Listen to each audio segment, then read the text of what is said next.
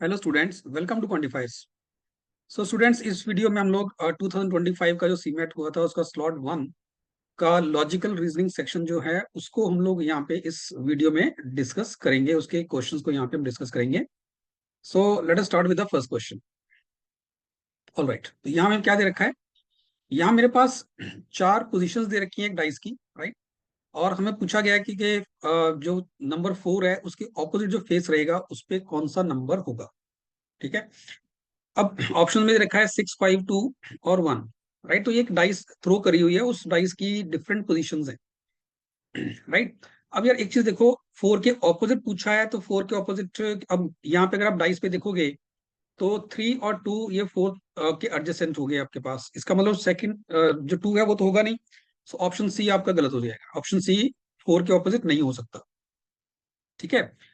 और 5 देखो, 5 भी 4 के साथ वाले में आ रहा है। 4 के साथ वाले फेस में 5 आ रहा है, तो 5 भी नहीं हो सकता। तो ऑप्शन बी भी आपका चला गया। इसका मतलब आंसर या होगा 6 या 1। अब देखते हैं 6 हो सकता है या 1 हो सकता है।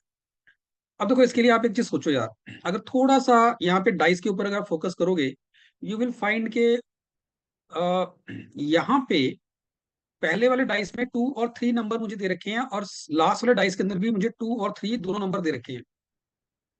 ठीक है ना। तो 2 और 3 ये एडजेसेंट फेसिस पे हैं, यहाँ भी एडजेसेंट फेसिस पे हैं, राइट। तो अगर मान लो मैं यहाँ पे एक डाइस बनाता हूँ, कुछ इस तरह से मैं अगर एक क्यूब बनाता हूँ, ठीक है। और मुझे इतना पता है 2 और 3 ये एडजेसेंट फेसिस के ऊपर चल रहे हैं। तो मान लीजिए ये फ्रंट वाला फेस है उस पर 2 आ रहा है, आगे वाले फेस पे 2 आ रहा है, और ये साइड वाले पे 3 आ रहा है। अब 2 और 3 दोनों के एडजेसेंट 4 आएगा। तो अब मैंने ये जो 2 रखा है इसको मैंने, ये मेरा फ्रंट वाला जो फेस है वो है, ध्यान रखना, this is the front face. ठीक है, ये फ्रंट फेस है। और ये फ्रंट फेस जो मुझे दिख रहा है यहाँ पे, इसके एडजेसेंट 3 वाला फेस दिख रहा है। ठीक है ना। अब 2 और 3 दोनों के एडजेसेंट 4 आ रहा है। तो इसका मतलब इन दोनों के एडजेसेंट कौन सा बनेगा, या तो टॉप वाला बनेगा या फिर ये बॉटम वाला बनेगा। मतलब 4 या तो यहाँ पे है या फिर 4 यहाँ बॉटम पे यहाँ पे है। फिर अगर आप देखो 2 और 3 के साथ 1 भी दिख रहा है आपको एडजेसेंट फेस पे, 2 और 3 के एडजेसेंट फेस पे 1 भी आ रहा है। तो 2 और 3 का एडजेसेंट जो फेस है, अगेन यही दो हैं। तो अगर 4 यहाँ पे है तो 1 यहाँ होगा, अगर अगर 4 यहाँ पे है तो 1 यहाँ होगा। इन any case you will say कि अगर 4 ऊपर वाले फेस पे है तो 1 जो है वो बॉटम वाले फेस पे आएगा, या फिर अगर 1 ऊपर वाले फेस पे चल रहा है तो 4 जो होगा वो बॉटम वाले फेस पे आएगा। इन एनी केस 4 और 1 जो होंगे ये आपस में ऑपोजिट फेसिस पे रहेंगे। और क्वेश्चन भी ये कह रहा है कि 4 के ऑपोजिट कौन सा होगा, तो डेफिनेटली वो 1 ही होगा। So option 4 will be the right answer. चलिए अब नेक्स्ट देखते हैं।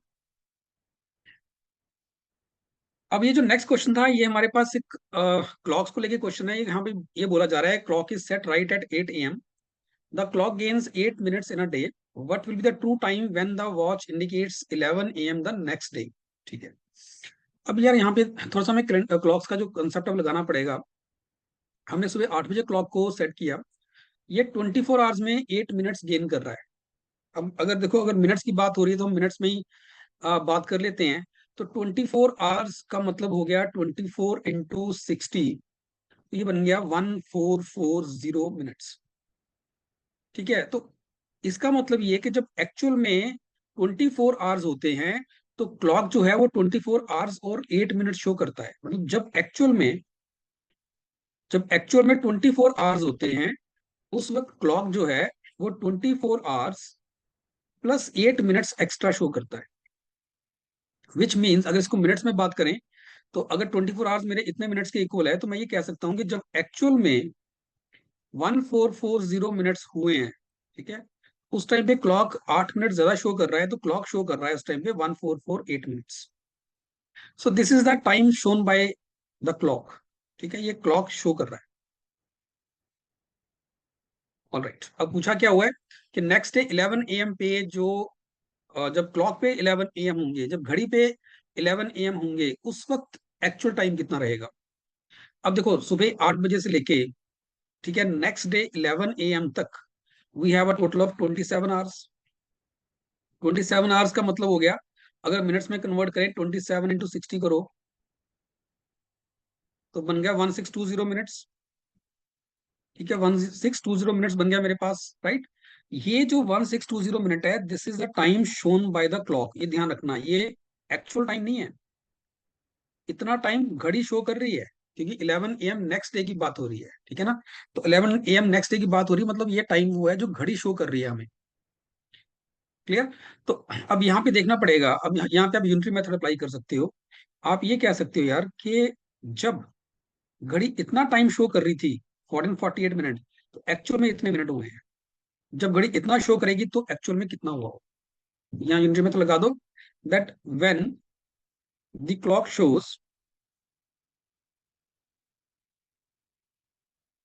1448 मिनट्स, एक्चुअल जो टाइम हुआ है वो हुआ है 1440 मिनट्स। ठीक है, जब घड़ी इतना शो कर रही है तो एक्चुअल में उस टाइम तक 1440 मिनट्स हुए, 1440 मिनट्स हुए हैं। और ये भी तो टाइम जो शो है वो घड़ी कर रही है ना। सो आप कह सकते हैं इसके बाद, when the clock shows 1620 minutes, अब ये घड़ी शो कर रही है, उस टाइम तक एक्चुअल कितना टाइम हुआ है। अब यूनिट में तो लगाओ यहाँ पे, it would be 1440 divide by 1448 into 1620। ठीक है, अब इसको अगर आप सिंप्लीफाई करोगे, ये कुछ 1611.09 कुछ इस तरह से, ये 049 कुछ ऐसे बनता है आपके पास। ठीक है, तो कहने का मतलब ये है कि जब 1620 मिनट्स घड़ी शो कर रही है कि 1620 मिनट्स हो गए हैं, एक्चुअल में तब तक 1611 मिनट्स ही हुए हैं। मतलब घड़ी ऑलरेडी 9 मिनट्स ज्यादा शो कर रही है, तो अप्रोक्सीमेटली जो टाइम होगा वो 9 मिनट्स कम होगा। ठीक है, तो जब घड़ी पे 11 AM शो हो रहा है, तो बेसिकली 9 मिनट्स कम का मतलब हो गया उस टाइम पे अराउंड 51 मिनट्स पास्ट 10 टाइम रहेगा। सो ऑप्शन 4 जो है इस क्वेश्चन का आंसर बनेगा हमारे पास। ठीक है जी, अब नेक्स्ट देखते हैं। अब ये एक स्टार हमारे पास दे रखा है, ठीक है, और इसमें कुछ नंबर्स हैं, बेसिकली सीरीज के कॉन्सेप्ट के अंदर ही ये जो टाइप है वो आती है। ठीक है, थोड़ी सी ट्रिकी रहती है, यहाँ पे कुछ भी बन सकता है यहाँ पे, राइट। तो अब यहाँ पे मुझे जो स्टार है उसमें डिफरेंट जो ट्राइंगल्स बना रखी है, उसमें नंबर्स दे रखे हैं 1 2 3 4 5 6। ठीक है, बाकी 15 17 18। अब इसमें थोड़ा सा ना देखना पड़ेगा यार कि नंबर्स में क्या रिलेशन चल रहा है। ठीक है, नंबर्स में क्या रिलेशन चल रहा है। तो अगर मैं मान लो 117 को देखूंगा, इनको अगर ऐड करूं 18 बनता है, इधर इधर चेक करूंगा तो 18 नहीं बन रहा। तो बाहर वाले नंबर से तो कुछ नहीं बन रहा है, ऐसे एडजस्टमेंट पे तो नहीं बन रहा। इधर देखो 1 15 16 बन जाता है और कहीं 16 नहीं बन पा रहा। ठीक है ना। अगर मान लो 1 और 3 4 देखूं तो ये और कहीं 4 नहीं बन पा रहा। अगर अब मैं देखो 1 और 19 करता हूँ, तो 1 और 19 का टोटल बनता है मेरे पास 20। ठीक है ना, थोड़े ट्रिकी रहते हैं ये वाले क्वेश्चन, इतना इजी नहीं होते। अगर देखो टाइम है आपके पास तभी इन क्वेश्चंस को आपको अटेम्प्ट करना चाहिए। अगर टाइम नहीं है तो ये क्वेश्चन एक तरह से आप कह सकते हो कि छोड़ने वाले होते हैं, इनको छोड़ना ही अच्छा रहता है। ठीक है, तो यहाँ 17 है, तो इसके सामने ये ट्राइंगल आ रही बाहर वाली 3। ठीक है, ऐड करोगे 17 और 3, ये भी 20 बन रहा है, कुछ बनना शुरू हो गया।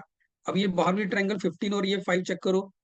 ठीक है, तो इसका मतलब जो बाहर वाली ट्राइंगल्स हैं उन सबका टोटल जो बन रहा है 20 बन रहा है, ऑपोजिट जो बन रही है ट्राइंगल से। 1 और 19 हो गया, 17 3 हो गया, 15 5 हो गया।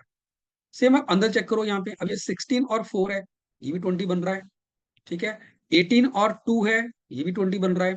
इसका मतलब यहाँ भी 20 होना चाहिए, तो 6 और यहाँ पे क्वेश्चन मार्क पे क्या है कि 20 बने। ऑब्वियस सी बात है, यहाँ 14 होगा तो 20 बन जाएगा। ऑप्शन ए आपका आंसर बनेगा इस क्वेश्चन के लिए। I hope it is clear. But ध्यान रखना, इसमें इन क्वेश्चन को करने का कोई स्पेसिफिक मेथड नहीं होता। आपको सिर्फ वैल्यूज को कंपेयर करना होता है। ठीक है, इनको कुछ ना कुछ रिलेशन डिराइव करने की कोशिश करनी होती है। इसीलिए अगर तो ये इजीली समझ आ रहा है, कुछ बहुत जल्दी आपको कुछ ट्रिक समझ आ गया, तभी ये क्वेश्चन अटेम्प्ट करने लायक होते हैं।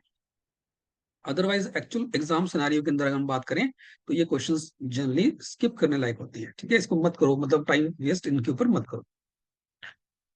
ठीक है जी, अभी हमारे पास एक जो सेट है हमें दे रखा है, यहाँ पे टोटल 7 लोग हैं। ठीक है, और ये एक स्ट्रेट लाइन में बैठे हुए हैं, तो बेसिकली ये लॉजिकल रीजनिंग का एलर का सेट आप कह सकते हो, और जिसमें एक लीनियर अरेंजमेंट आपके पास है। ठीक है, अब इसमें ये बोला गया है कि 7 person A B C D E F are sitting in a straight line not necessarily in the same order facing north. अब यार एक चीज का ध्यान रखना, जब कोई पर्सन नॉर्थ फेस करता है, हम जनरली डायरेक्शन जब हम डिस्कस करते हैं तो डायरेक्शन हम इस तरह से लेते हैं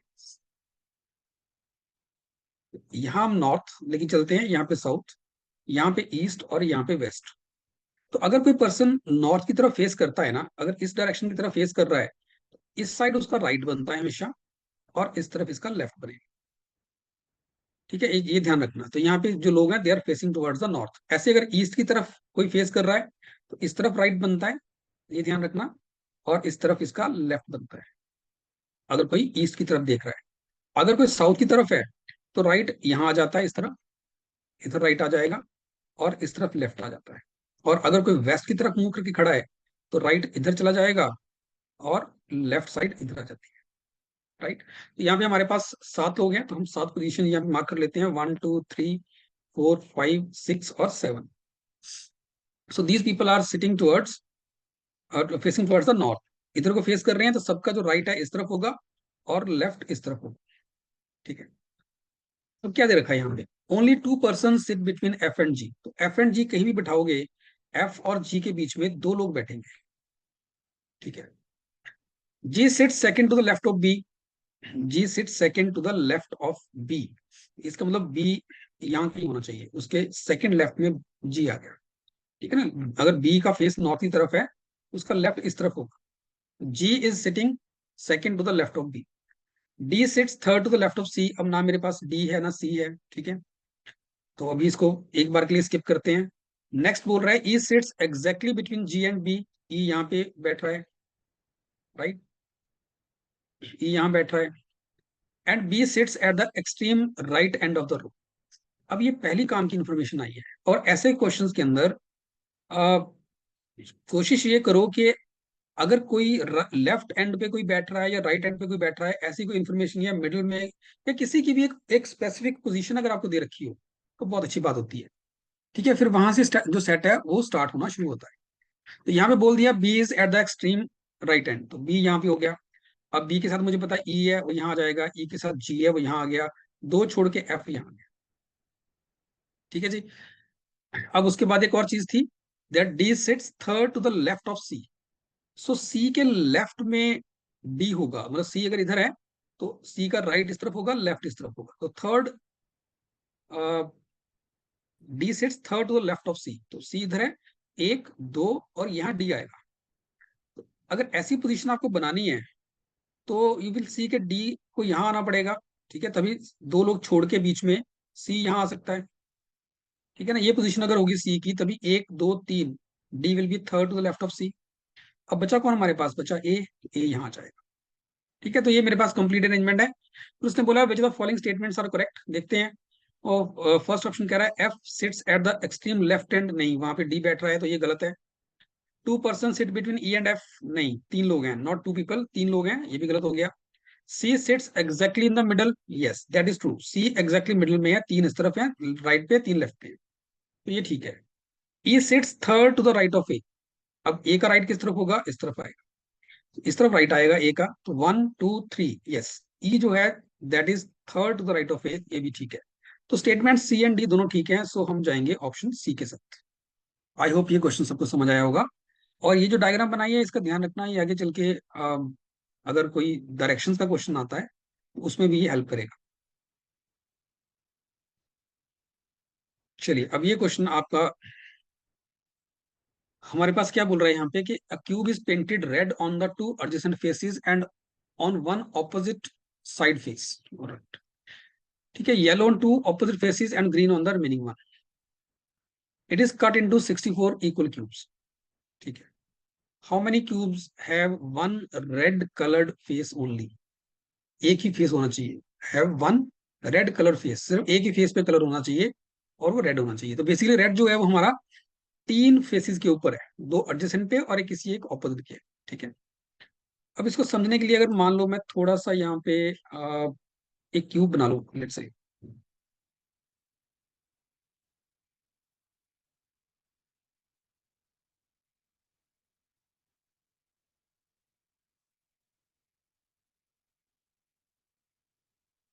कुछ इस तरह से अगर मैं क्यूब बनाऊं यहाँ पे,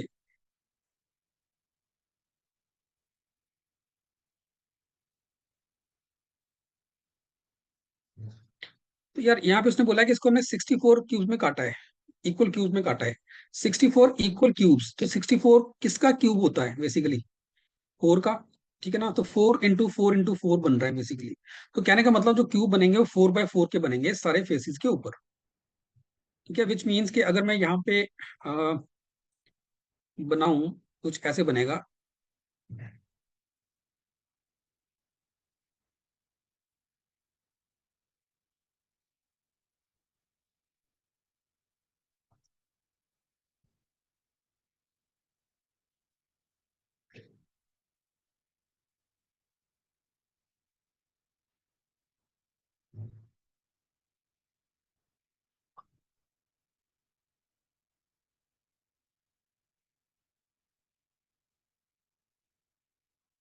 ये 3 फेस मुझे सामने जो दिख रहे हैं वो मैंने बना दिए। ऐसे ही नीचे भी बनेंगे, ठीक है, नीचे की तरफ भी बनेंगे इस तरफ, और पीछे की तरफ भी बनेंगे। राइट, तो हमने शुरू वाले सामने वाले बना दिए। अब इसमें मुझे देखना ये है कि कौन से फेसेस हैं जो सिंगल, या कौन से क्यूब्स होंगे जिनके ऊपर सिर्फ एक ही कलर होगा। अब देखो, ये जो कॉर्नर वाला ये है ना, ये कॉर्नर वाला जो ये वाला क्यूब बनेगा आपके पास, ठीक है, जो कॉर्नर वाला क्यूब बन रहा है, ये वाला क्यूब कह लो, ये इस पे तीन तीन कलर होंगे, मतलब ये 3 साइड से कलर्ड होगा। ठीक है, ये इस तरफ से भी कलर्ड होगा, ये इस तरफ से भी कलर्ड होगा, ये इस तरफ से भी कलर्ड होगा। तो ये जो कॉर्नर पे 8 क्यूब बनते हैं, ये बेसिकली 3 साइड से कलर्ड होंगे। ठीक है, और ये बीच वाले जो ये वाले बन रहे हैं, ये जो क्यूब बन रहा है, ये वाला क्यूब जो है, ये जो क्यूब बना मेरे पास, ये क्यूब जो होगा ये 2 साइड से कलर्ड होगा। इसके 2 फेस कलर्ड होंगे, एक ये वाला सामने वाला, एक ऊपर वाला। ऐसे जो नीचे बनेंगे यहाँ पे और यहाँ पे, ये भी 2 साइड से कलर्ड होंगे। ये जो बन रहा है, ये और ये भी 2 साइड से कलर्ड होगा। ये एक साइड कलर होगी, ये साइड इसकी कलर्ड होगी, ये साइड कलर्ड होगी, ये साइड कलर्ड होगी। ऐसे जो यहाँ बनेगा वो यहाँ से भी कलर्ड होगा, इसके बैक साइड से भी कलर्ड होगा। ठीक है, तो ये वो क्यूज बन रहे हैं जो 2 साइडेड, जिनके 2 फेसेस कलर्ड होंगे। हमें चाहिए single phase coloured. Single phase coloured ये बना बने, ये वाला तो बीच वाला, ये वाला, ये वाला। ठीक है, ये जो है 4 क्यूब, एक फेस के ऊपर ये 4 क्यूब जो आपको दिख रहे हैं ना, इनका एक ही फेस कलर्ड होगा। तो बेसिकली एक फेस के ऊपर जो number of one face coloured जो क्यूब बनते हैं ना, उनका नंबर होता है n-2 का स्क्वायर। एन क्या है? एन कितने में आपने इसको काटा? जैसे एन यहाँ 4 इंटू 4 कर रहे हो ना आप यहाँ पे, तो बेसिकली डायमेंशन की बात हो रही है, n इंटू n। ठीक है, ये आपका क्यूब बन गया n क्यूब। जैसे यहाँ पे अगर बात करूं तो n की वैल्यू 4 आ रही है, तो 4-2, 4-2 का स्क्वायर, ये चार जो क्यूब्स होंगे एक फेस के ऊपर बनेंगे, तो ये 4 यहाँ बन गए। ठीक है, ऐसे ही 4 ये वाले जो होंगे, ये वाला एक, ये सेकंड, ये थर्ड, ये और फोर्थ, ये 4 क्यूब होंगे, ये भी सिंगल फेस वाले, सिंगल इनका फेस कलर्ड होगा। ऐसे ही यहाँ पे जो 4 बनेंगे, ठीक है, ये भी ऐसे ही होंगे। ठीक है जी, तो हर फेस के ऊपर आपको 4 क्यूब मिलने वाले हैं ऐसे। और टोटल बात करूं तो टोटल 24 क्यूब मिलेंगे आपको। हर फेस के ऊपर 4 है, तो 6 फेसेस हैं, तो 24 बनेंगे। लेकिन हमसे क्या पूछा गया? हमसे पूछा गया सिर्फ रेड कलर वाले, और मुझे इतना पता है रेड जो कलर है वो 3 फेसेस पे किया गया है। ठीक है ना, मान लो यही यही फेस था, ये फेस पे रेड किया हुआ है, इस फेस पे रेड किया है, इस फेस पे रेड किया है, तो ये 4 क्यूब यहाँ से, 4 यहाँ से, 4 यहाँ से, टोटल 4 इंटू 3, 12 क्यूब्स होंगे जिन पे रेड कलर होगा, और वो सिंगल उनका फेस जो है वो कलर रहेगा आपके पास। तो ऑप्शन सी आपका आंसर इस केस में बनने वाला है। चलिए नेक्स्ट देखते हैं इसकी। ओके, ये क्वेश्चन अब डायरेक्शन का आ गया। Now it says a person walked 40 metres towards north. ठीक है, नॉर्थ की तरफ मान लो यहाँ से स्टार्ट कर रहा है ये person, this is the starting point. ठीक है, यहाँ से 40 मीटर्स टुवर्ड्स नॉर्थ गया। अब ध्यान रखना, मैंने पहले भी बताया था, नॉर्थ इस तरफ होगा, साउथ इस तरफ होगा, ईस्ट और वेस्ट। ठीक है, और अगर नॉर्थ जा रहा है तो इधर राइट इधर लेफ्ट, ईस्ट जा रहा है तो इधर राइट इधर लेफ्ट, साउथ जा रहा है तो इधर राइट इधर लेफ्ट, वेस्ट जा रहा है तो इधर राइट इधर लेफ्ट। अब पर्सन जो है 40 मीटर्स जा रहा है टुवर्ड्स नॉर्थ, मतलब इस तरफ गया वो 40 मीटर्स टुवर्ड्स नॉर्थ। अब इसके बाद then it took the left turn. अब अगर नॉर्थ जा रहा है तो लेफ्ट इस तरफ होगा, लेफ्ट टर्न मतलब इस तरफ जाएगा। ठीक है, it took the left turn and walked 20 metres, इधर आया, 20 मीटर इधर गया। ठीक है, 20 मीटर यहाँ आ रहा है। Then he again took a left turn. अगर वो अब इस तरफ जा रहा है तो वेस्ट की तरफ जा रहा है, वेस्ट जाएगा तो लेफ्ट इस तरफ आएगा। ठीक है, तो लेफ्ट टर्न लेता है तो मतलब इस तरफ नीचे की तरफ आएगा वो, इधर आएगा तो कितना चला उसने 40 मीटर्स, अब नीचे की तरफ जा रहा है 40 मीटर्स। ठीक है, यहां पहुंच गया वो, this is the end point. अब क्वेश्चन ये कह रहा है how far in and in which direction is he from the starting point. देखो अब क्योंकि ये 40 है, ये भी 40 है, ये लेंथ और ये लेंथ तो बराबर हो गई, ठीक है ना, तो इसका मतलब ये लेंथ और ये लेंथ बराबर होगी, अब क्योंकि ये 20 है तो ये भी 20 होगा, राइट। और वो 20 मीटर्स का डिस्टेंस वो ट्रेवल कर रहा है, लेकिन किस डायरेक्शन में है, ये स्टार्टिंग पॉइंट है, ये उसका एंड पॉइंट है, एंड पॉइंट जो है स्टार्टिंग के वेस्ट में है, इस तरफ वेस्ट है आपका, इधर को वेस्ट आ रहा है, तो वो 20 मीटर वेस्ट पे है फ्रॉम द स्टार्टिंग पोजिशन। ठीक है, इजी क्वेश्चन था ये वाला, और ऐसे क्वेश्चंस ही आपको एग्जाम में अटेम्प्ट करने हैं जिनमें टाइम कम लग रहा है ना। मेंबरशिप का क्वेश्चन है ये वाला, बहुत इजी होते हैं ये क्वेश्चंस, ठीक है, थोड़ा ध्यान रखना। अब इसमें क्या हो रहा है, स्क्वायर जो है यहाँ पे अब आपको तीन डायग्राम दे रखी है, एक ट्राइंगल दे रखी है, एक सर्कल दे रखा है, एक स्क्वायर दे रखा है। अब कह रहा है जो स्क्वायर है वो वुमेन को रिप्रेजेंट कर रहा है, ठीक है, तो जो स्क्वायर है वो वुमेन को रिप्रेजेंट कर रहा है, ट्राइंगल रिप्रेजेंट कर रहा है जो कॉर्पोरेट मैनेजर्स हैं, ठीक है, कॉर्पोरेट मैनेजर्स को कर रहा है, और सर्कल रिप्रेजेंट कर रहा है एमबीएस। तो मतलब अगर इस बंदे की बात, ये 8 किसको रिप्रेजेंट करेगा, ये 8 सिर्फ विमेन को रिप्रेजेंट करेगा जो ना तो कॉर्पोरेट मैनेजर्स हैं ना ही एमबीएस है। ऐसे ये 4 किसको रिप्रेजेंट करेगा, देखो जरा ये 4 कहाँ पे आ रहा है, 4 ट्राइंगल के अंदर आ रहा है और स्क्वायर के अंदर आ रहा है, सर्कल से बाहर है, मतलब ये वुमेन है। ये कौन सी लेडीज हैं, जो कॉर्पोरेट मैनेजर्स हैं, ये तो 4 लेडीज वुमेन भी हैं, सॉरी 4 लेडीज जो हैं वो कॉर्पोरेट मैनेजर हैं साथ में, ठीक है ना, 4 वुमेन आर कॉर्पोरेट मैनेजर्स। ऐसे ये 12 जो है ये सिर्फ कॉर्पोरेट मैनेजर्स हैं। ये 7 किस में आ रहा है, 7 आ रहा है सर्कल और कॉर्पोरेट मैनेजर के अंदर, तो ये 7 किसको रिप्रेजेंट कर रहा है, ये एमबीएस को रिप्रेजेंट कर रहा है और कॉर्पोरेट मैनेजर्स को रिप्रेजेंट कर रहा है, मतलब ये विमेन नहीं है, ऑब्वियसली बात, अगर विमेन नहीं है तो फिर ये मेल होंगे, तो ये बेसिकली मेल मेंबर्स हैं जो एमबीएस हैं और कॉर्पोरेट मैनेजर्स हैं। ठीक है जी। अब क्वेश्चन क्या कह रहा है, क्वेश्चन कह रहा है इनमें से कौन सा नंबर है जो किसको रिप्रेजेंट कर रहा है, women who are corporate managers and has done MBA as well. तो हमें तीनों का ही कॉमन रीजन ढूंढना है, किसका, सर्कल का, स्क्वायर का और ट्राइंगल का। तो ऐसा नंबर देखना है जो स्क्वायर के अंदर भी हो, ट्राइंगल के अंदर भी हो और सर्कल के अंदर भी हो। तो वो नंबर मुझे ये दिख रहा है 3, 3 ट्राइंगल के अंदर भी आ रहा है, सर्कल के अंदर भी है और स्क्वायर के अंदर ही है। ठीक है, सो 3 इज द नंबर जो रिप्रेजेंट कर रहा है women who are corporate managers as well as the they have done the MBA. ठीक है, ऑप्शन 2 इसका आंसर बने। ये क्वेश्चन जनरली इजी रहते हैं, एग्जाम में आ रहे हैं तो अटेम्प्ट जरूर करना चाहिए। और सेम ये चीज भी, अब ये क्वेश्चन बेसिकली वेन डायग्राम के ऊपर बेस्ड है, इसमें हमें दो लिस्ट बना रखी है, लिस्ट 1 एंड लिस्ट 2। हमें इनको मैच करना है लिस्ट को, और बताना है कि कौन सा ऑप्शन इसमें से सेटिस्फाई कर रहा है। अब पहला ऑप्शन कह रहा है पोटैटो मीट एंड वेजिटेबल्स। इसकी अगर इसका सिंपल सा मतलब यार ये है कि अगर मुझे इसकी एक वेन डायग्राम क्रिएट करनी हो तो वो वेन डायग्राम कैसी दिखेगी, पोटैटोज मीट वेजिटेबल्स। अब सोच के देखो, मीट और वेजिटेबल्स ये दोनों डिफरेंट चीजें हैं, सारे पोटैटोज वेजिटेबल्स होते हैं, है ना। अगर मैं वेजिटेबल बनाऊं कि ये सेट है मेरा वेजिटेबल्स का, ठीक है, ये वेजिटेबल्स का सेट है, तो पोटैटोज उसका पार्ट है ना। और वेजिटेबल्स में और भी आ सकता है, कैरेट्स भी आ सकती हैं, ठीक है, अनियंस भी आ सकते हैं, और भी बाकी भी जितनी भी हमारे पास वेजिटेबल्स है सब इसमें आ जाएंगी। ठीक है, तो जो पोटैटोज है वो वेजिटेबल का पार्ट हो गया, ठीक है। लेकिन जो मीट है, मीट बिल्कुल अलग चीज है, तो मीट का जो सेट होगा बेसिकली वो वेजिटेबल से इंटरसेक्ट नहीं करेगा, वो डिसजॉइंट सेट बनेगा, वो अलग से सेट बनेगा। ये सेट बनेगा मीट का जो वेजिटेबल से अलग है, डिसजॉइंट सेट है, ये बेसिकली कुछ भी कॉमन इसमें नहीं है। तो ये कहाँ दिख रहा है मुझे, ऐसा ऐसा डायग्राम, वेन डायग्राम ये दिख रहा है। इसका मतलब ए जो है वो 2 के बराबर है, तो ए जो है वो सेकंड से मैच हो रहा है। अब यहाँ से इसका मतलब ये हो गया कि ए और बी ऑप्शन मेरी स्टेट में रिजेक्ट हो जाती है। ठीक है, अब मुझे बी चेक करने की जरूरत नहीं है, आंसर या तो सी होगा या डी होगा। अब बी 4 है, सो बी मेरा 4 है, ऑल राइट, ठीक है। वो मुझे एक्चुअली चेक करने की जरूरत नहीं है, अगर मैं एग्जामिनेशन पॉइंट ऑफ व्यू से देखूं, करना है तो हम कर सकते हैं। बी 4 कैसे होगा, law student management student man, तो बेसिकली ये मैंने सेट बना दिया मैन का। अब सारे ही तो मैन लॉ स्टूडेंट नहीं होंगे ना, कुछ लॉ स्टूडेंट्स मैन हो सकते हैं और कुछ लॉ स्टूडेंट्स विमेन भी हो सकती हैं। तो मतलब ऐसा नहीं हो सकता कि लॉ स्टूडेंट सारे के सारे यहाँ आ जाएंगे, अगर लॉ स्टूडेंट सारे अंदर रखोगे मैन के, इसका मतलब सिर्फ मैन ही लॉ स्टूडेंट बन सकते हैं, ऐसा नहीं है, फीमेल्स भी हो सकती हैं। तो ये लॉ स्टूडेंट्स का सेट बन गया, जिसमें से ये पार्ट लॉ स्टूडेंट का वो है जो मेल्स हैं, बाकी फीमेल्स हैं। And same is true with the management students. जो मैनेजमेंट स्टूडेंट्स होंगे वो फीमेल्स भी होंगी, मेल्स भी होंगी।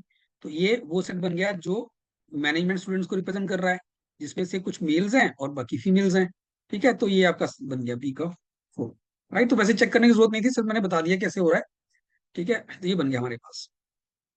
अब मुझे देखना है कि C1 D3 है या C3 D1 है। अब अगर डी को देखो यार, ऑयल फ्रूट शुगर। ठीक है, ऑयल फ्रूट और शुगर, इसमें कुछ भी चेंज कॉमन नहीं है। ऑयल अलग चीज है, फ्रूट अलग है, शुगर अलग है। ठीक है ना, तो D should coincide with 3, D3 होना चाहिए और सी होना चाहिए 1। इस हिसाब से अगर D3 हो गया यहाँ से सी ऑप्शन में, तो सी होना चाहिए 1 आपका। चेक कर लेते हैं। व्हीट ग्रेन मेज। अब देखो व्हीट और मेज दोनों ही ग्रेन्स हैं, है ना। अगर मैं एक सेट बनाता हूँ ग्रेन्स का, ये ग्रेन्स का सेट बन गया मेरे पास, तो व्हीट भी ग्रेन है, राइट, और मेज भी ग्रेन है, लेकिन ये आपस में डिसजॉइंट है, अलग अलग है। तो इसका मतलब सी जो है वो कंबाइन हो रहा है, वो मैच हो रहा है 1 के साथ। सो ऑप्शन सी आपका यहाँ पे आंसर बन जाएगा। राइट, तो ये क्वेश्चंस भी डुएबल होते हैं, मेंबरशिप की कैटेगरी में इसको हम बोलते हैं। ठीक है, क्वेश्चन ये वाले आसान रहते हैं, इनको भी आपको अटेम्प्ट जरूर करना चाहिए। थोड़ा सा वेन डायग्राम अगर आपका अच्छा है तो ये डुएबल क्वेश्चन पेपर में रहते हैं हमारे पास। ठीक है जी, अब ये क्वेश्चन हमारे पास आ रहा है रीजनिंग का। इसमें कह रहा है arrange the following words in a meaningful sequence and choose the most appropriate sequence from the given alternatives. तो बेसिकली हमें 5 सिचुएशंस दे रखी हैं, 5 वर्ड्स दे रखे हैं जिनको हमें सीक्वेंस में लगाना है, सो दैट एक मीनिंगफुल कुछ चीज बन सके। ठीक है, पुलिस है, पनिशमेंट है, क्राइम है, कोर्ट है, जजमेंट है। तो किस ऑर्डर में ये चलेंगे? Police, punishment, crime, court, judgment. तो सबसे पहले तो यार क्राइम होना चाहिए, है ना। अगर क्राइम होगा तभी पुलिस इन्वॉल्व होगी, अदरवाइज तो नहीं। तो पहले तो क्राइम होगा, मतलब पहले आप कह सकते हो सी आएगा। C is the first, C is in the first position, crime होगा। अब क्राइम होगा तो पुलिस आएगी, क्राइम होगा तो पुलिस आएगी, तो ए आना चाहिए सेकंड पे। अब पुलिस क्या करेगी आके? पुलिस अपनी कार्रवाई करेगी, इन्वेस्टिगेशन करेगी, और जो मामला है वो कोर्ट में जाएगा, है ना। तो इसके बाद फिर कोर्ट में आएगा मामला, थर्ड नंबर पे कोर्ट आएगी। अब कोर्ट क्या करेगी? कोर्ट जजमेंट देगी, कोर्ट जो है जजमेंट देगी। तो जजमेंट नंबर 4 पे आना चाहिए, ई नंबर 4 पे होना चाहिए। अब जजमेंट के बाद पनिशमेंट होगी, जब जजमेंट मिलेगी उसके बाद ही पनिशमेंट मिलेगी, मतलब जो बी है वो 5वें नंबर पे आना चाहिए। So correct sequence should be C A D E and B, that is given in the option number 4। I hope सबको क्लियर है, इजी क्वेश्चन है, मुश्किल नहीं है। ये बेसिकली सिटर्स होते हैं, अगर एग्जाम में आपको ऐसे क्वेश्चन मिल रहे हैं, ठीक है, तो ये अटेम्प्ट करने चाहिए। मतलब मुझे समझाने में मैं शायद थोड़ा टाइम ले गया, बट अदरवाइज ये जो क्वेश्चन था ये हार्डली 20-25 सेकंड से ज्यादा का क्वेश्चन नहीं था। अब ये क्वेश्चन क्या बोल रहा है, कह रहा है हाउ मेनी सच पेयर्स। एक मिनट देखें, कोई क्वेश्चन छूट तो नहीं गया पीछे। ये वाला क्वेश्चन था? नहीं, ठीक है। अब यहाँ बोला जा रहा है how many such pair of digits are there in the number, जो नंबर दे रखा है, each of which has as many digits between them in the number as when they are arranged in the ascending order. ठीक है, तो मुझे जो number दे रखा है वो दे रखा है 9, 5, 1, 3, 7, 2, 4 और 8। मुझे बोला गया ऐसे कितने डिजिट्स के यहाँ पेयर्स हैं जिनमें उतने ही नंबर्स हैं, उतनी ही डिजिट्स हैं बीच में। ठीक है, जितने, अगर जब इनको मैं इंक्रीजिंग ऑर्डर में, असेंडिंग ऑर्डर में अरेंज करूं तो तभी उनमें उतने ही डिजिट्स रहने चाहिए उस पेयर के अंदर। तो अगर मैं अब इसको इंक्रीजिंग ऑर्डर में लगाऊं, देखो 1, 2, 3, 4, 5, 6 नहीं है यहाँ पे, ध्यान रखना। ठीक है, 7, 8, 9 ये इसका इंक्रीजिंग ऑर्डर बनेगा। अब मुझे ये देखना है कि ऐसे कितने नंबर्स ओरिजिनल नंबर में, ऐसे कितने डिजिट्स ओरिजिनल नंबर इसमें हैं, ठीक है, जिनमें उतना ही, जिनके बीच में उतने ही डिजिट्स हैं जितने यहाँ पे होंगे। Let's see now. देखो 9 और 5 में या कंसेक्टिव है, 9 और 5 बहुत दूर दूर बैठे हैं। 9 और 3 में यहाँ दो दो नंबर्स हैं, यहाँ 9 और 3 में बहुत से नंबर्स हैं। 9 और 7 में यहाँ 3 नंबर हैं, यहाँ 9 और 7 में एक ही नंबर है। ठीक है, ये नहीं चलेगा। यहाँ 9 और 2 में 4 हैं, यहाँ 9 और 2 में 5 आ गए, ये भी नहीं चलेगा। यहाँ 9 और 4 में 5 हो गए, यहाँ 9 और 4 में 3 नंबर है, ये भी नहीं चलेगा। ठीक है, ऐसे 9 और 8 में यहाँ पे एक्सट्रीम पोजिशन पे है, यहाँ एक्सट्रीम पे नहीं है, तो 9 से कुछ नहीं बन रहा। 5 चेक करते हैं, 5 और 1 कंसेक्टिव है, यहाँ नहीं है कंसेक्टिव। यहाँ 5 और 3 में एक ही डिजिट आ रही है 1, यहाँ भी 5 और 3 में एक ही डिजिट आ रही है 4। तो पहला पेयर मुझे मिल गया वो 5 और 3 का। तो पहला जो पेयर है वो 3 और 5 का बन रहा है। फिर 5 और 7 देखो, यहाँ कंसेक्टिव है, यहाँ नहीं है। 5 और 2 में यहाँ 3 नंबर हैं, यहाँ पे 2 नंबर हैं। 5 और 4 में यहाँ पे 4 हैं, यहाँ पे कंसेक्टिव हैं। 5 और 8 में यहाँ पे 5 है, यहाँ पे एक ही नंबर है। यही पेयर एक बन रहा है, ठीक है। अब ऐसे 1 से चेक करोगे आप, 1 के साथ 9 नहीं सेटिस्फाई कर रहा है, 5 कंसेक्टिव है, 3 कंसेक्टिव है। 7 के साथ एक डिजिट है, यहाँ बहुत है। 2 के साथ यहाँ बीच में 2 आ रही है, यहाँ कंसेक्टिव है। 1 और 4 के बीच में 3 डिजिट्स हैं, यहाँ पे 2 हैं, ठीक है। 1 और 8 के बीच में यहाँ पे 4 हैं, तो यहाँ पे बहुत सारी है, तो 1 से कुछ नहीं बन रहा, ठीक है। अब 3 के साथ ये देखने की जरूरत नहीं है, 5 के साथ बन चुका है। आगे चलते हैं हम, आगे सिर्फ आगे का देखना पड़ेगा। 3 और 7 कंजेक्टिव है, यहाँ कंजेक्टिव नहीं है। 3 और 2 यहाँ कंजेक्टिव है, यहाँ कंजेक्टिव नहीं है।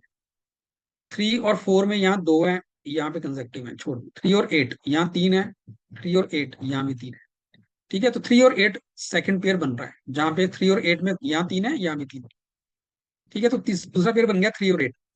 अब 7 से चेक करते हैं। 7 और 2 कंजेक्टिव है, यहाँ नहीं है। 7 और 4 में एक है, यहाँ भी 7 और 4 में एक ही चल रही है।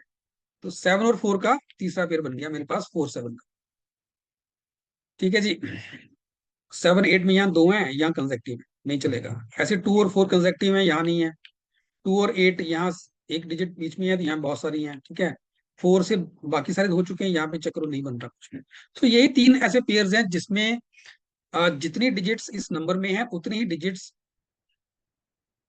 इस असेंडिंग ऑर्डर में लिखे हुए नंबर में है, ठीक है। तो 3 हमारे पास ऐसे पेयर बन रहे हैं। तो ऑप्शन बी आपका आंसर बनेगा। अब मैं एग्जामिनेशन पॉइंट ऑफ व्यू से बात करूं, तो मैं ये बोलूंगा कि ये क्वेश्चन होता इजी है, ठीक है, लेकिन थोड़ा टाइम कंज्यूमिंग होता है जब ऐसा क्वेश्चन हमारे सामने आता है। और गलती के चांसेस होते हैं, अगर कोई एक आध भी पेयर आपने मिस कर दिया ना, या कुछ पेयर गलत लिख दिया, तो गलती के चांसेस ऐसे क्वेश्चन के अंदर रहते हैं हमारे पास। लेकिन फिर भी अगर मैं इसको कैटेगराइज करूं, तो ये क्वेश्चन रहता है ईजी है, ठीक है। थोड़ी सी प्रैक्टिस अगर आपने करी हो, तो ये बहुत इजीली आप कर भी सकते हो। अब ये थोड़ा सा ये क्वेश्चन जो है, ये मतलब अगेन ये हार्डली 15 20 सेकंड क्वेश्चन, अगर आपको समझ आ रहा है, रिलेशनशिप समझ आ रहा है, तो यहाँ कह रहा है choose the correct word from the given alternatives which bears the same relationship to the third word as the first two, ठीक है। बेसिकली एनालॉजी चेक करनी है आपने। तो चेयर और फर्नीचर, चेयर और फर्नीचर में क्या रिलेशन है? तो मैं कह सकता हूं कि फर्नीचर जो है उसका सबसेट चेयर है, फर्नीचर का पार्ट है चेयर। तो फर्नीचर अगर एक ब्रॉड में सेट मान के चलूंगा फर्नीचर है, तो चेयर उसका एक सब पार्ट है, सबसेट है उसका। तो ऐसे शूज की बात करूं, शू किसके साथ आप शू किसका पार्ट है बेसिकली, किस बिगर सेट का सबसेट बन सकता है? लेदर का नहीं होगा, जरूरी नहीं है। कॉबलर का नहीं होगा, सॉक्स का नहीं होगा। ऑब्वियस ही बात है, फुटवेयर का होगा। तो फुटवेयर में बहुत चीजें आती हैं, ठीक है ना। तो फुटवेयर का पार्ट है शू। अगर फुटवेयर मेरे पास फुटवेयर में चप्पल भी आती हैं, सैंडल्स भी आते हैं, ठीक है। अगर फुटवेयर की बात करूं, उसका सबसेट मेरा शू बन रहा है, राइट। सो ऑप्शन बी आपका यहाँ पे आंसर बनेगा। मुश्किल क्वेश्चन नहीं है, इजी क्वेश्चन है। अगर आप ध्यान दो तो हार्डली 10 15 सेकंड में ये क्वेश्चन पेपर में आप अटेम्प्ट कर सकते हैं। चलिए, अब ये क्वेश्चन हमारे पास जो आ रहा है, ये आ रहा है ब्लड रिलेशन बेस्ड क्वेश्चन है, इजी क्वेश्चन है। अगेन फैमिली ट्री बनाने की कोशिश करेंगे। तो यहाँ बोला गया Arjun said to Nitin.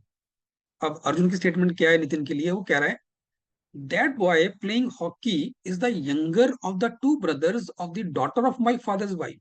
My father's wife सुनने में अजीब लग रहा है ना? तो सीधा मम्मी भी बोल सकता था, मदर भी बोल सकता था वो, ठीक है। तो माई फादर्स वाइफ, ये माई किसके लिए बात बात हो रही है? अर्जुन के लिए। अर्जुन नितिन को कुछ बोल रहा है, ठीक है। तो अगर मैं यहाँ पे अर्जुन लिख दूं, अर्जुन के फादर की वाइफ ऑब्वियसली अर्जुन की मदर होगी, ठीक है। So that boy playing hockey is the younger of the two brothers of the daughter of my father's wife. तो daughter of my father's wife means my mother, उसकी daughter जो होगी, जो भी होगी daughter, that will be the sister of Arjun. तो वो अर्जुन की सिस्टर है, ठीक है। और इस लड़की के दो भाई हैं, राइट। अब देखो ऐसा है कि इसमें ना अर्जुन क्या है ये नहीं पता। आई कांट से कि अच्छा उसने ये नहीं बोला that my father's mother has only one daughter, ये नहीं बोला कहीं पे भी। अर्जुन मेल है या फीमेल है हमें नहीं पता, हम सिर्फ नाम देख के नहीं कभी डिसाइड नहीं करते कि मेल है या फीमेल है। अब दो पॉसिबिलिटीज आती हैं कि या तो अर्जुन खुद मेल है, उस केस में उसका एक और ब्रदर भी है, ठीक है, अर्जुन मेल है और उसका एक खुद का ब्रदर और भी है। एक पॉसिबिलिटी तो ये आती है। सेकंड पॉसिबिलिटी ये आती है कि अर्जुन खुद फीमेल है तो इसके दो भाई और आगे, ठीक है। इन एनी केस क्वेश्चन अब ये कह रहा है कि how is the boy playing hockey is related to Arjun. In any case अगर अर्जुन खुद मेल है, अगर अर्जुन मेल है तो उसका एक ही और भाई होगा, उस केस में भी जो लड़का हॉकी खेल रहा है वो उसका भाई बनेगा। और अगर अर्जुन खुद फीमेल है तब भी जो दो भाई चल रहे हैं, दो दो और भाई हैं इस डॉटर के, ठीक है, वो अर्जुन का भी भाई होगा। इन एनी केस आंसर जो होगा वो ब्रदर ही बनेगा, that the person the boy who is playing hockey he is the brother of Arjun, right. But ये ध्यान रखना, अगर उल्टा पूछा होता ना how is Arjun related to that boy, तो दिक्कत हो जाती है वहां पे। फिर अगर option can not be determined होता ना तो वो मार्क हो जाता। इस चीज का ध्यान रखना, क्योंकि हम सिर्फ अर्जुन नाम है, ये एक लड़के का नाम है, डजंट मीन कि वो मेल ही होगा, ठीक है। रिलेशन में आपको इस चीज का ध्यान रखना पड़ता है। Let's see the next question. अब ये सीरीज बेस्ड क्वेश्चन है, ठीक है। हमें बोला गया कि गिवन ऑप्शन में से क्वेश्चन मार्क जो है उसको कौन रिप्रेजेंट करेगा। So, हमारे पास नंबर दे रखे हैं 7, 27, 107 और 427 and then question mark.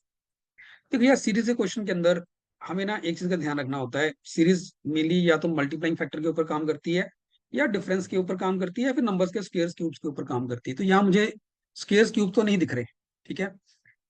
Difference जब होता है ना नंबर्स में, अब ऑप्शन देखो, ऑप्शन क्या है, ऑप्शन 1262 है, 1707 है, 827 है। अगर मान लो मैं सबसे छोटी ऑप्शन 827 भी लेके चलूं, मान लो एक बार के लिए कि अगर 827 ऑप्शन है, तो आपको क्या लग रहा है यहाँ पे कि स्टार्टिंग में तो चलो जो भी है, यहाँ पे जैसे सीरीज एंड हो रही है नंबर्स में डिफरेंस एकदम से इंक्रीज कर गया, ठीक है। तो जब ऐसी सिचुएशन आती है ना कि जब नंबर्स में डिफरेंस एकदम से बढ़ जाता है, और खासकर कहाँ पे, सीरीज के एंड में, तो वो वैसी सीरीज ना जनरली डिफरेंस बेस्ड नहीं होती हैं, वैसी सीरीज जनरली जो है मल्टीप्लिकेशन बेस्ड होती है, प्रोडक्ट बेस्ड होती है, ठीक है। और वहां कुछ ना कुछ मल्टीप्लाइंग फैक्टर चल रहा होता है। तो ये अब देखो, आइडेंटिफाई करना कि सीरीज जो है वो डिफरेंस पे चल रही है, मल्टीप्लाइंग फैक्टर पे चल रही है, ये थोड़ा सा डिफिकल्ट रहता है। इनका एक छोटा सा टेस्ट यही होता है कि अगर सीरीज के एंड में नंबर्स में डिफरेंस एकदम से नहीं बढ़ा, तो वहां पॉसिबिलिटी रहती है कि वो सीरीज डिफरेंस बेस्ड हो। लेकिन अगर नंबर के एंड, सीरीज के एंड में नंबर्स में डिफरेंस एकदम से इंक्रीज कर जाए, तो मतलब वहां पे कोई ना कोई मल्टीप्लाई फैक्टर काम कर रहा है, जो यहाँ पे इस केस में कर रहा है। क्योंकि मैंने सबसे छोटा नंबर, मुझे नहीं पता 827 इसका आंसर है भी है या नहीं भी है। अगर हुआ तो अच्छी बात है, नहीं भी हुआ तो भी कोई बात नहीं, फिर और बड़ा नंबर रखेंगे यहाँ पे। बट इन एनी केस हमें इतना तो दिख रहा है कि सीरीज के एंड में नंबर एकदम से इंक्रीज कर रहे हैं, तो यहाँ पे कोई ना कोई मल्टीप्लाइंग फैक्टर काम करेगा। तो इस चीज का ध्यान रखना है हमें, ठीक है। तो देखो क्या बन सकता है यहाँ पे, 7 और 27, 7 4 जा 28 होता है, तो मतलब उसके आसपास चल रहा है। लेट्स सी, तो इंटू 4 करें, 7 4 जा 28 - 1, 27 बन गया। लेट्स सी कि आगे वर्क करता है। 27 × 4 इज 108, 27 × 4 इज 108, -1 करेंगे 107 बन गया, यहाँ भी बन गया। 107 × 4, 428, -1 करेंगे 427 हो गया। अगला नंबर जो होगा इसका मतलब × 4 - 1 हो, तो 427 × 4 करेंगे तो ये हो गया आपके पास 1600 और 108, 1708, 1708 -1 करेंगे 1707 आएगा। ऑप्शन बी आपका आंसर बन जाएगा, ठीक है जी। ये आपका आंसर बन रहा है यहाँ पे, ऑप्शन नंबर बी। चलिए नेक्स्ट क्वेश्चन देखते हैं इसके बाद। अब ये question odd one out based question है, ठीक है। इनमें से कौन सा ऑड वन है। अगेन वेरी इजी क्वेश्चन, सिर्फ 5-10 सेकंड का क्वेश्चन है, जितनी देर में आप आंसर मार्क करते हो सिर्फ उतनी देर का क्वेश्चन है। फ्लड, हरिकेन, अर्थक्वेक और बम ब्लास्ट, ठीक है। देखने में लग रहा है फ्लड जनरली क्या होता है, एक नेचुरल फिनोमिना होता है, ठीक है ना। बहुत बार फ्लड जो है वो एक नेचुरल फिनोमिना है, ठीक है। हरिकेन भी नेचुरल होता है, earthquake is natural, bomb blast is not natural, that is the man made disaster, ठीक है। सो ऑप्शन डी आपका यहाँ पे आंसर बन जाएगा। बाकी तीनों जो है नेचुरल डिजास्टर्स हैं, और जो बम ब्लास्ट है वो मैन मेड होगा, right. So option D will be the right answer. Again not a difficult question. चलिए अब ये क्वेश्चन हमारा जो है ये वेन डायग्राम बेस्ड क्वेश्चन है। ये कह रहा है Atal academy focuses on the performing arts. In the current batch 40 students can sing, 60 can dance and 40 students can act. No student is a triplet threat, मतलब there is no student who can do all three activities, who can sing, dance as well as act. However, 16 students can sing as well as dance, 12 can dance and act, and 8 can sing and act. How many students have only one performing talent? ठीक है, तो Venn diagram बनानी पड़ेगी हमें यहाँ पे। I hope Venn diagram आप सब उससे फेमिलियर हो। ठीक है।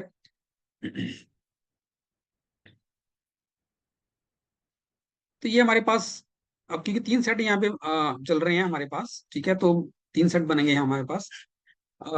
एक है सिंगिंग का। लेट्स से ये जो सेट है ये सिंगिंग को रिप्रेजेंट कर रहा है, तो there are 40 people who can sing, मतलब इस पूरे सेट की, इस पूरे सर्कल की जो वैल्यू है दैट इज 40। 60 कैन डांस, तो ये सेट आपका डांसिंग का हो गया, इसमें 60 स्टूडेंट्स हो गए। ठीक है। और एक्टिंग वाले 24 है, ये आपका एक्टिंग का हो गया 24। इट सेज कोई स्टूडेंट ऐसा नहीं जो तीनों काम कर सकता है, मतलब जो तीनों का, देखो अब यहाँ पे जो होता क्या है, ये जो रीजन है this is just for the people who can सिंग। तो यहाँ पे कौन आएगा, जो ओनली सिंगिंग कर सकते हैं, ओनली सिंगिंग। ठीक है। ये वो है जो ओनली डांस। ठीक है। ये वो है जो ओनली एक्ट कर सकते हैं, ओनली एक्टिंग वाले आ गए। ठीक है ना। तो ये तीनों रीजन वो हैं जो सिंगल सिंगल एक्टिविटी को रिप्रेजेंट करेंगे।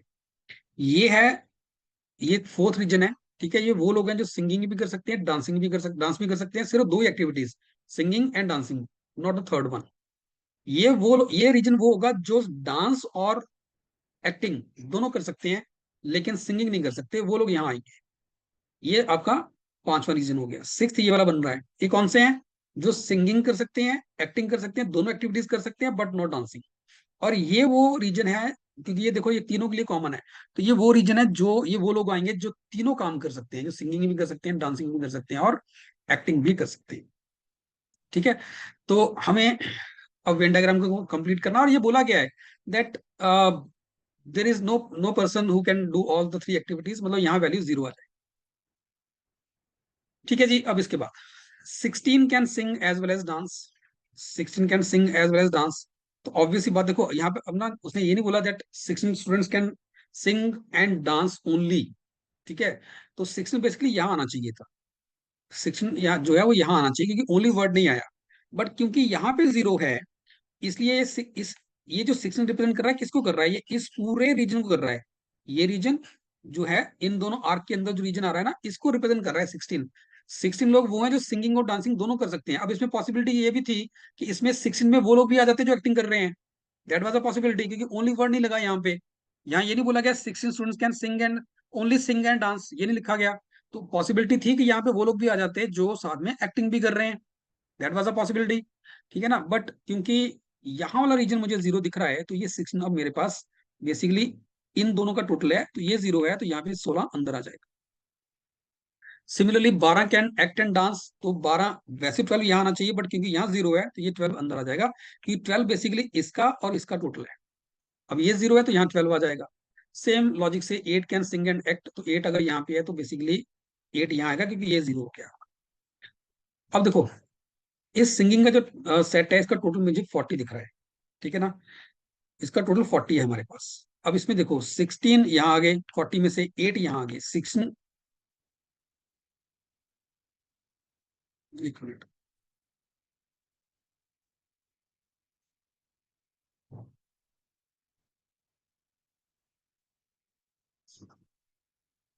हाँ जी। अब यहाँ पे सिंगिंग के टोटल 40 में से 16 यहाँ आ गए और 8 यहाँ आ गए, तो 24 तो यहाँ हो गए, बचे कितने 16। तो वो 16 कहाँ आएंगे, यहाँ आएंगे, क्योंकि इस पूरे सर्कल का जो टोटल है वो आपको 40 करना है। ठीक है ना। अगर 16 यहाँ पे है, 8 यहाँ पे है, 24 यहाँ हो गया, तो बचा 16, वो यहाँ आ जाएगा। ऐसे इस डांसिंग वाले सेट का जो टोटल है वो 60 है। उस 60 में से 16 यहाँ आ गए, 12 यहाँ आ गए, तो 28 यहाँ आ गए, बाकी बच के 32 वो यहाँ आ जाएंगे, सो दैट इसका टोटल 60 बन जाए। इसका टोटल मेरे पास 24 है। ठीक है ना। जिसमें से 12 और 8 यहाँ आ गए, 20 यहाँ आ गए, 4 यहाँ आ जाए। अब क्वेश्चन कह रहा है how many can perform only one activity, वो कौन से हैं, वो 16 है।